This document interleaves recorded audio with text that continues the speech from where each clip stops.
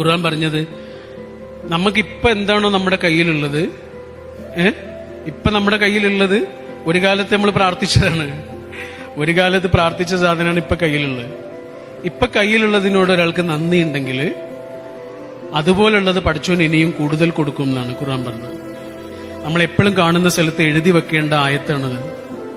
ലഇൻ ശക്കർത്തും ലഅസീദന്നകും. Full A+ നേടിയ mark ലിസ്റ്റുമായി നിൽക്കുന്ന കുട്ടിയോട് പറഞ്ഞു കൊടുക്കണം, ലഇൻ ശക്കർത്തും ലഅസീദന്നകും. ബിസിനസ്സിൽ വമ്പൻ വിജയങ്ങളുമായി നമുക്ക് ചെലവ് തരാനിരിക്കുന്ന നമ്മുടെ സുഹൃത്തിന്റെ ചെവിയിൽ പറഞ്ഞു കൊടുക്കണം, ലഇൻ ശക്കർത്തും ലഅസീദന്നകും. എടാ, നിനക്ക് നന്ദിയുണ്ടോ? നിനക്ക് കൂടുതൽ കിട്ടും. ആ കൂടുതൽ കിട്ടുന്നതിന് പറയുന്ന പേരാണ് ബർക്കത്ത്. അത് സാധനങ്ങൾ എന്നുള്ള രീതിയിൽ മാത്രമല്ല, പല രീതിയിലുള്ള മനസ്സമാധാനം അടക്കം.